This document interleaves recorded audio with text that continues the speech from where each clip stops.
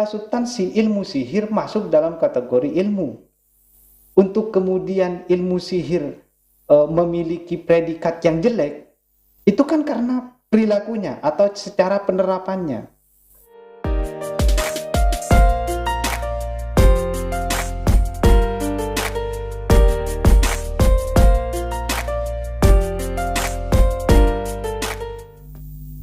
Tolong jelaskan Pak seputar ilmu yang Bapak terangkan tadi. Lebih detailnya gimana mungkin tentang ilmu tersebut? Secara mendasar begini saja wis. Coba saya ingat-ingat lagi referensi yang ada di dalam Tuhfatul Habib. Beliau di sana mengatakan bahwa menurut para ulama, ilmun kan tersusun atau akar katanya terbuat dari huruf ain, tersusun dari huruf ain, lam dan mim.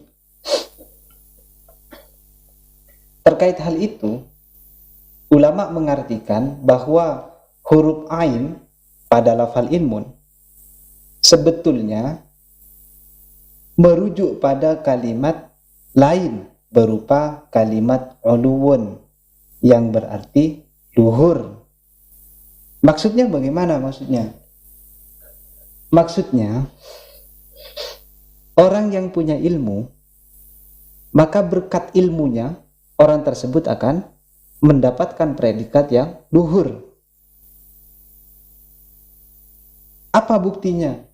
Atau apa dasarnya? Dasarnya itu di surat Al-Qur'an kan sudah jelas di sana. Coba cek yarfa'illahul ladzina itu, bahwa Tuhan akan mengangkat derajat orang-orang yang memiliki ilmu. Ringkasnya demikian. Tidak hanya hal tersebut, huruf ain yang berada pada lafal ilmun pun akan menarik orang yang mempunyai ilmu untuk masuk ke dalam surga.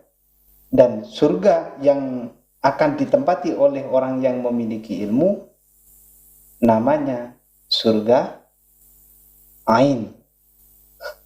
Ain itu apa? Aliyun. Illiyun atau Illiyin. Jadi ada semacam rumus lah itu. Setelah huruf ain, maka disusul dengan huruf lam, yakni adalah latofah. Kalau kita terjemahkan, latofah itu berarti lemah lembut. Sehingga kalau seseorang sudah memiliki ilmu, maka orang tersebut cenderung memiliki sifat latofah atau lemah lembut, atau bisa juga diartikan penyayang.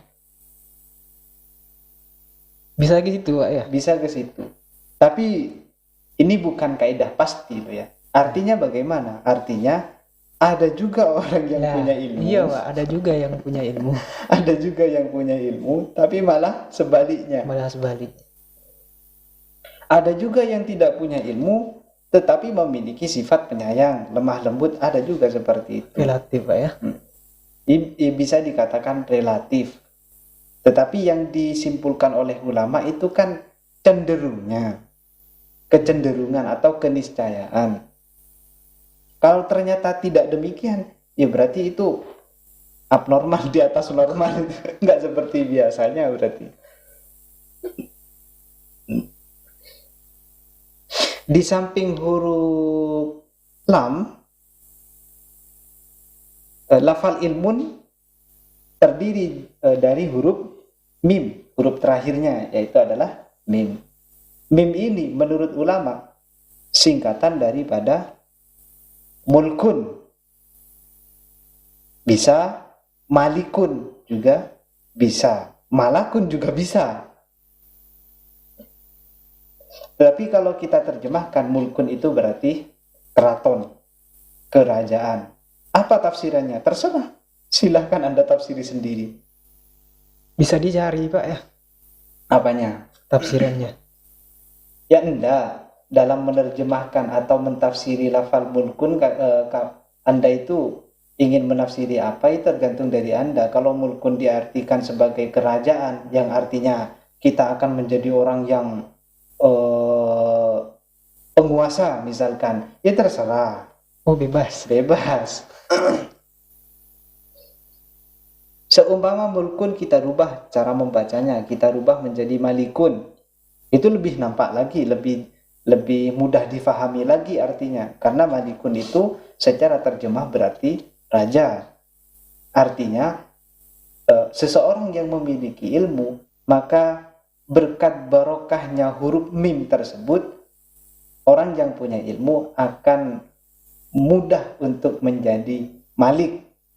Kalau kita baca dengan malik, kalau kita baca mulkun berarti mudah untuk mendapatkan mulkun.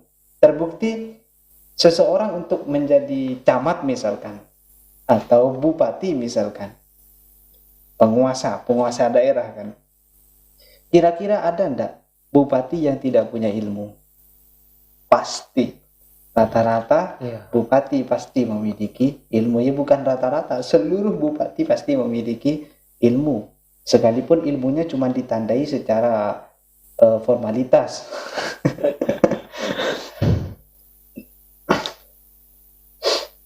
Nah, pertanyaannya, setelah kita mengetahui rumusan itu, pertanyaannya, ilmu apa? Nah ini Ya Pak. kan? Ilmu apa? Ini yang keren ya Pak. Ilmu apa yang dapat menjadikan seseorang untuk memiliki predikat ulwun, luhur? Kalau dari saya pribadi untuk menjawab pertanyaan itu, Apa tuh Pak? ya tinggal kita kembalikan ke ke ayat yang tertulis di mukodimah kitab salaf. Bunyinya mayyuridillahu bihi khairan yufaqihu fiddin.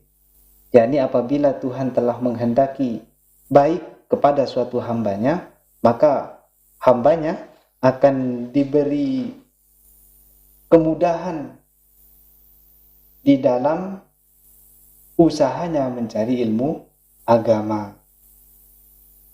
Secara kesimpulan bisa kita artikan begini. Jadi ilmu yang baik atau ilmu yang dapat menjadikan seseorang kemudian menerima predikat luhur, ilmu itu adalah ilmu tentang agama. Sebenarnya ilmu yang lebih utama ini menurut Bapak Dalang ilmu apa Pak? Ya ilmu agama lah. Ilmu agama. Ilmu agama. Nah itu gimana itu Pak? Bisa jelasin lagi Pak? Lekat ilmu yang dapat menarik seseorang untuk kemudian mendapatkan predikat yang luhur. Secara pribadi saya mengatakan ilmu tersebut adalah ilmu agama. Ya. Dengan dasar mayuridillahu bihi khairan tadi. Tetapi kalau kita berbicara substansi daripada ilmu, dzatiyah ilmu itu sendiri, maka seluruh ilmu baik. Ya kan? Paham enggak? Ya. Seluruh ilmu itu baik. Seluruh ilmu itu baik. Tetapi sekalipun seluruh ilmu itu baik, belum tentu ketika dimiliki oleh seseorang, ilmu tersebut tetap memiliki predikat yang baik. Contohnya seperti apa? Contohnya ilmu sihir. Sehingga dengan begitu kita juga tidak menafikan loh ya, bahwa selain ilmu agama pun bisa menjadikan seseorang mendapatkan predikat yang luhur. Yang harus kita garis bawahi, predikat luhur itu bukan kita yang memberikan predikat, tapi yang maha kuasa. Kembali ke awal, bahwa kita tidak menafikan, jadi selain ilmu agama dapat menjadikan seseorang memiliki predikat yang luhur. Contohnya, kita kembali ke ilmuwan-ilmuwan yang awalnya beragama Kristen, ilmuwan matematika ataupun ilmuwan fisika ini kan tidak ada kaitannya dengan masalah agama kan. Iya. Sepintas kan demikian. Tetapi karena matematika, fisika ini menjadikan pemiliknya mendapatkan hidayah daripada yang maha kuasa, akhirnya sekalipun ini tidak masuk dalam kategori ilmu agama, maka ilmu ini pun dapat menjadikan yang memiliki predikat luhur. Pada akhirnya itu, apakah ilmu ini baik atau tidak tergantung daripada kelanjutannya gitu kan. Tadi di awal saya mengatakan bahwa ilmu agama itu adalah ilmu yang terbaik. Kenapa? Karena saya memandang pada kelanjutannya. Kelanjutannya apa ilmu agama? Ya ini adalah ilmu-ilmu yang dapat menuntun kita supaya selalu benar dan tepat dalam melaksanakan ibadah, tepat menurut tuntunan syariat loh ya. Selanjutnya keistimewaan orang yang mencari ilmu. Nabi mengatakan begini, orang yang berjalan tujuannya adalah untuk mencari ilmu, maka akan dipermudahkan jalannya untuk menuju surga. Itu kata Nabi. Keistimewaan yang lain yaitu diceritakan bahwa seseorang yang mencari ilmu akan dimintakan ampun oleh malaikat, kemudian oleh hewan-hewan yang ada di laut. Ini saking apa? Saking istimewanya orang yang mencari ilmu. Yang lebih ekstrim lagi, bahwa dunia ini itu cuma 3 yang dianggap manusia. Tapi nanti yang lain jangan tersinggung. Siapa yang 3 orang ini? Siapa itu, Pak? Ini kan cuma memberikan motivasi. Dan Nabi itu kan memberikan motivasi supaya seseorang tetap semangat dalam belajar. Bukan berarti Nabi menghina yang tidak belajar, enggak. Yang 3 itu adalah orang yang mengajar, kemudian orang yang menjadi pelajar, orang yang mendengar.